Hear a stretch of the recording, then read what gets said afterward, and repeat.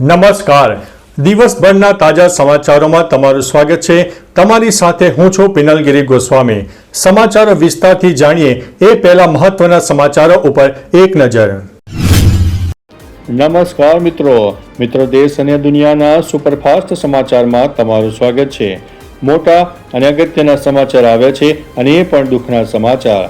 અમદાવાદના વિરમગામ નળ સરોવર હાઈવે પર વહેલી સવારે સર્જાયેલા ગમખ્વાર અકસ્માતમાં એક જ પરિવારના 3 સભ્યોએ જીવ ગુમાવ્યો છે. ઓવરટેક કરવાની લાઈનમાં એક પિકઅપ વાનને બાઇકને જોરદાર ટક્કર મારી હતી. અકસ્માતમાં પુરુષ, મહિલા અને એક બાળકનું મૃત્યુ થયું છે, જ્યારે અન્ય એક મહિલા ગંભીર છે. અકસ્માત સર્જીને ચાલક ફરાર થઈ ગયો છે. મિત્રો, અન્ય મહત્વના સમાચારની વાત કરીએ તો 10 પાસ યુવકો માટે સારા સમાચાર. સરકારી નોકરીની તૈયારી કરતા યુવાનો માટે સારા સમાચાર છે. સીઆરપીએફ દ્વારા કોન્સ્ટેબલ એટલે કે ટેકનિકલ અને ટ્રેડ્સમેન પદ માટે કુલ 9,195 જગ્યાની ભરતી કરવામાં આવી રહી છે. ઉમેદવારો માટે અરજી પ્રક્રિયા ઓનલાઈન શરૂ થઈ ગઈ છે અને છેલ્લી તારીખ 19 મે 2026 છે. વય મર્યાદા 18 થી 27 વર્ષની વચ્ચે છે. લાયકાતમાં ધોરણ 10 પાસ અને અમુક પોસ્ટ માટે આઈટીઆઈ જરૂરી છે. crpf.gov.in વેબસાઇટ ઉપરથી ફોર્મ ભરી શકાશે. મિત્રો, અન્ય મહત્વના સમાચારની વાત કરીએ તો ભાજપે ફરીથી પંજાબીઓ સાથે દગો કર્યો તેવું કેજરીવાલે જણાવ્યું છે.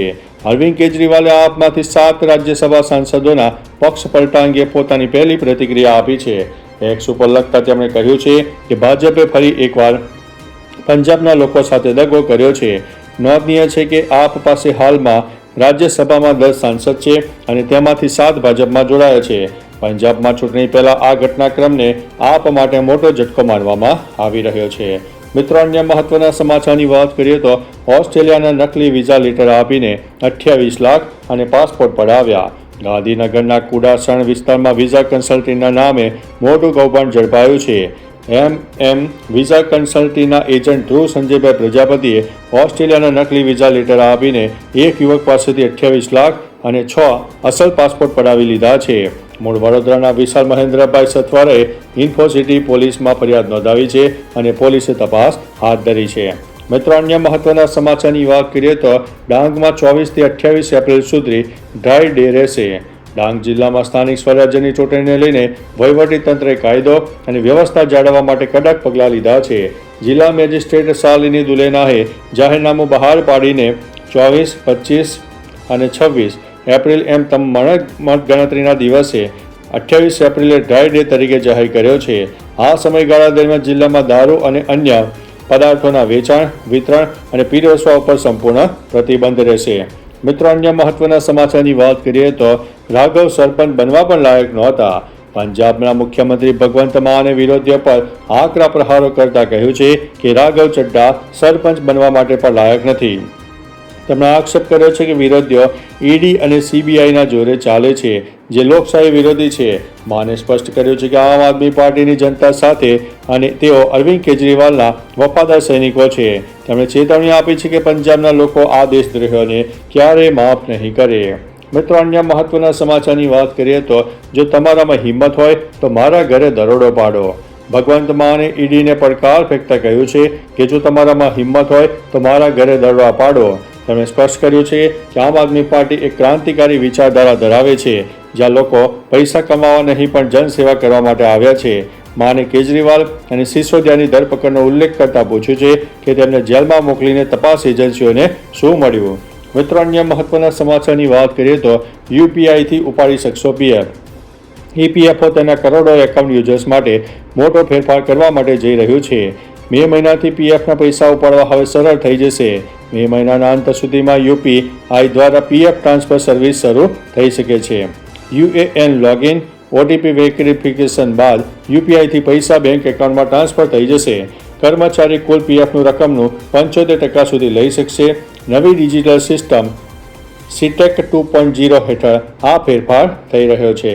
મિત્રો, અન્ય મહત્વના સમાચારની વાત કરીએ તો સોનાના ભાવમાં ઘટાડો. શુક્રવારે સોનાના ભાવમાં ઘટાડો જોવા મળ્યો. રાષ્ટ્રીય રાજધાની દિલ્હીમાં 24 કેરેટ સોનાનો ભાવ ઘટીને 1,53,690 પ્રતિ 10 ગ્રામ થયો છે, જ્યારે અમદાવાદ, વડોદરા, સુરત અને રાજકોટમાં 22 કેરેટ સોનાનો ભાવ પ્રતિ 10 ગ્રામ 1,40,790 થયો છે, જ્યારે 24 કેરેટ સોનાનો ભાવ પ્રતિ 10 ગ્રામ 1,53,590 થયો છે, ત્યારે ચાંદીનો ભાવ ઘટીને 2,59,900 પ્રતિ કિલોગ્રામ થયો છે. મિત્રો, અન્ય મહત્વના સમાચારની વાત કરીએ તો ભાજપના MLA ભગા બારડની મતદારોને ધમકી.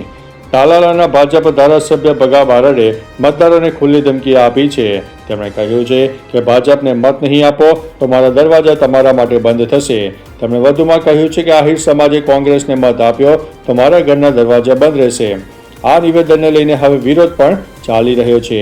ભગા બારડ અગાઉ કોંગ્રેસમાં હતા અને પક્ષ પલટો કરીને ભાજપમાં જોડાઈ ગયા છે. મિત્રો, અન્ય મહત્વના સમાચારની વાત કરીએ તો અમિત શાહ મતદાન કરવા માટે અમદાવાદ આવશે. ગુજરાતમાં ચૂંટણીની તારીખ હવે ગણતરીના દિવસો બાકી છે. આ વચ્ચે કેન્દ્રીય ગૃહમંત્રી અમિત શાહ મતદાન કરવા માટે અમદાવાદ આવશે. ગૃહમંત્રી અમિત શાહ મહાનગરપાલિકાની ચૂંટણી માટે અમદાવાદ આવશે. તેઓ સવારે 11 કલાકે નારણપુરા ખાતે આવેલી અંકુર 4 રસ્તા પાસે સબ ઝોનલ ઓફિસમાં તેમના મતાધિકારનો ઉપયોગ કરશે. મિત્રો, અન્ય મહત્વના સમાચારની વાત કરીએ તો ડાંગના મહરાઈડ ચોડ ગામમાં ચૂંટણીનો બહિષ્કાર કરવાનો નિર્ણય લેવામાં આવ્યો છે. ડાંગ જિલ્લામાં સામગહાન જિલ્લા પંચાયત હેઠળના મહારાઈ ચોંડ ગામના ગ્રામજનોએ વર્ષોથી રસ્તા, પાણી અને આરોગ્ય જેવી પાયાની સુવિધાઓના અભાવે ચૂંટણીનો બહિષ્કાર કરવાનો નિર્ણય લીધો છે.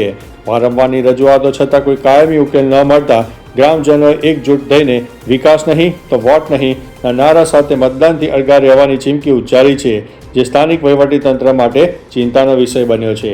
મિત્રો, અન્ય મહત્વના સમાચારની વાત કરીએ તો હોર્મુઝ સ્ટ્રેટને લઈને ચિંતાજનક સમાચાર. હોર્મુઝ સ્ટ્રેટમાં જહાજોની અવરજવર લગભગ ઠપ થઈ ગઈ છે. ફેબ્રુઆરીમાં શરૂ થયેલા US-ઈરાન યુદ્ધને કારણે દરરોજ પસાર થતા 140 જહાજોની સંખ્યા ઘટીને હવે માત્ર 5 થઈ ગઈ છે. હાલમાં જહાજો ઓમાન અને ઈરાન નજીકના મર્યાદિત માર્ગોનો ઉપયોગ કરવા મજબૂર બન્યા છે. આ પરિસ્થિતિમાં ઈરાનનો અમેરિકી પ્રતિબંધો હેઠળનું નિક્કી ઓઇલ ટેન્કર પર સામેલ છે, જે કોઈ ચોક્કસ ગંતવ્ય વિના આગળ વધી રહ્યું છે. મિત્રો, અન્ય મહત્વના સમાચારની વાત કરીએ તો ચૂંટણી પ્રચારના પડઘમ શાંત. અમદાવાદમાં સ્થાનિક સ્વરાજ્યની ચૂંટણી માટે પ્રચારનો નિર્ધારિત સમય પૂર્ણ થયો છે. આ સાથે જ ઉમેદવારો દ્વારા કરવામાં આવતા જાહેર પ્રચાર, સભાઓ અને રેલીઓ ઉપર પ્રતિબંધ મુકાયો છે.